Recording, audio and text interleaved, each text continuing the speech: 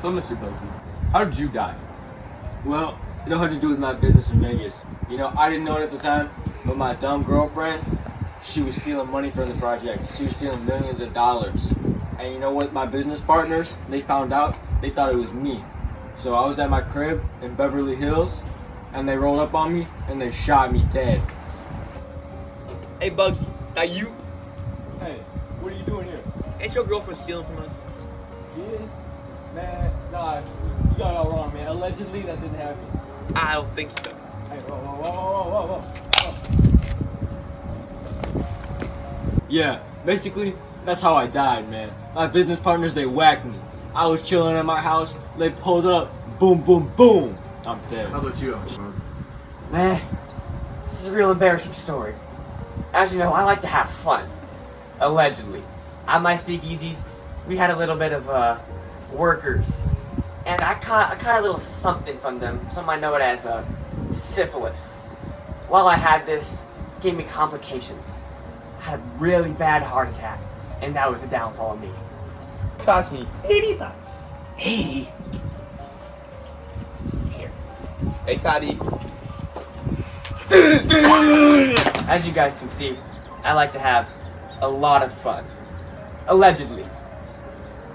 You know, but for the sake of my legacy, do not tell anyone this story. I cannot believe I had the guts here today. If anyone tells this story, I'll come back and I'll whack ya. I'll get ya.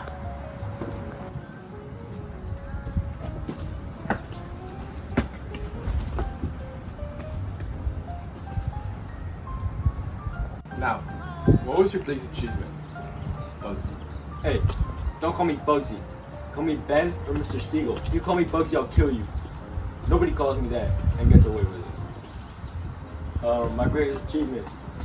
You know Las Vegas Strip, all the casinos, all the lights, the paradise in the desert? That was nothing before me. It was like a couple shacks, nothing. You know, I bribed all the politicians. I got in with the mayor. I got in with the governor. I made them legalize gambling, and you know, I ran that place. You know, the Flamingo Casino, that was me. That was the first casino. I built that. If you go there now, think about me, because I'm the reason you're there. Otherwise, it's nothing. You know, I'm the greatest. I'm the king of Las Vegas. I was the king of Las Vegas. Nobody was on top of me. You know, that's the most famous thing I ever did. Even though I did a lot in my life, and that was the last thing I ever did in my life, that was the biggest thing I did. Hey, first off, don't call my boy Bugsy. Second off, I created the organizing mob, the syndicate, so to speak. It was just a massive organization for national crime. I made it so to lessen the fighting in between different families. Also, increase profits. We got together, we were the 5 heads of massive crime families, including my boy Al Capone and Bugsy. We got together and we discussed what we planned to do and how to deal with the coppers. That was my greatest achievement. We ran the world in that group. Eventually, I was the chairman, and that's how I organized the crime all over the US. All of it, that was me. I ran all of it. We all were individual heads, but I was the biggest boss of them all. Eventually, when I got arrested, I handed it to my boy Cello. That was my greatest. You evade the law enforcement and FBI, Algebra. Well, I was real good at it. Robberies, alibis, you name it. I was bribing cops left and right. They never batted an eye. I had enough money, and I would give them some and send them on their way. Even mayors, government officials, they didn't care. As long as they got a little money in their pockets, they were happy. Now alibis. My gang did everything for me. The St. Valentine's Day Massacre, I was never there. That was all them. They just give me back the winnings. I never showed up, and that was my alibi. I just said I wasn't there, I didn't do it. I was so slick, the only thing they could get me for was tax evasion. Not even the real crimes I did, not even the dirty murders that I did. Just tax evasion. And I may have gotten caught, but never for the real thing. Only for a weak crime of tax evasion. Now, how did you invade law enforcement, Lucky? Basically, I was way too slick for them. The cops had no idea where I was. I had all my boys do all the stuff for me. They'd report back to me. When they got arrested because they took the fall from me, I had my lawyers representing me. However, the cops started a little suspicious, as all my lawyers were representing all these different criminals. So, I got arrested on some charges with assisting a criminal whatsoever. When I got to jail though, World War II broke out. I used my contacts in the US and Italy, but that's where I'm from. I got some information I could give to the government. They let me out with some early release, some good behavior, and basically a lot of charges were dropped. After that, I booked it to Italy. I bribed all the officials in my way. Nobody knew where I was, how I was, or what I was doing. All the costs were on my payroll. What was your lasting legacy on the American people? Well, you know, I think I, quite frankly, had the biggest impact and symbol of the 20s. You know, when people hear the term mafia or gangster, they think of me, Al Capone. You know, we became heroes. We became folk heroes. You know, people wanted to be like us. People wanted to be with us. We had movies made after. People wanted to act like us. People wanted to just be like us. And then, you know, we made a good identity, public identity of ourselves. You know, we helped out those poor people, but in reality, behind closed doors, you know, we were doing dirty work. And then even today, you know, people think, back then people thought we were cool.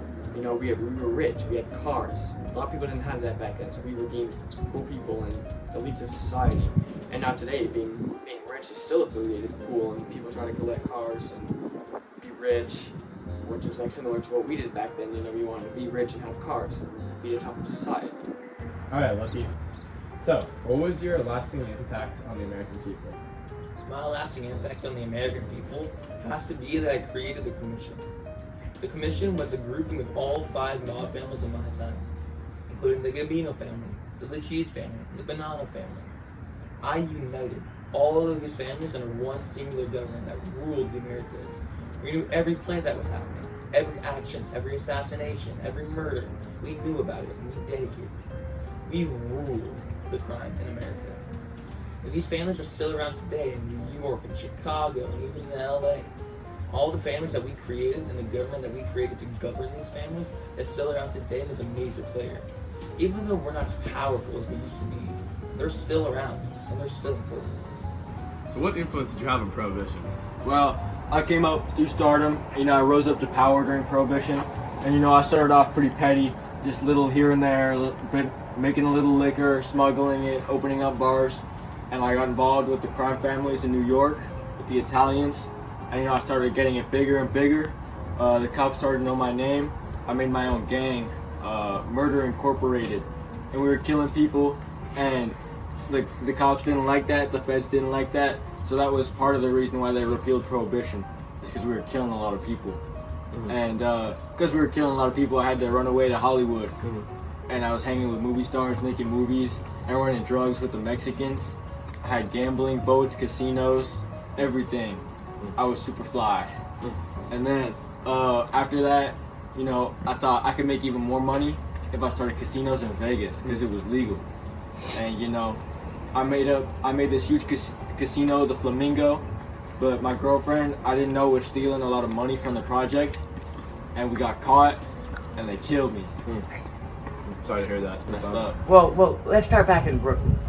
I was from Brooklyn, but I didn't really like what was going on there. I moved to Chicago because I thought I would have a bigger part of Chicago there. I built the largest organized crime family in Chicago, allegedly, bootlegging, gambling, and opening speakeasies behind closed doors. At these speakeasies, the alcohol we had was amazing. You know, everyone wanted it so much because we couldn't get it in the public. Now, whose job was it to get it to the public? My job. Now, murdering. You guys ever heard of the St. Valentine's Day Massacre? Me and my guys, we wiped out all the rival gangs and we took control of Chicago. Bribing. I got away with so many things due to these corrupt cops and politicians.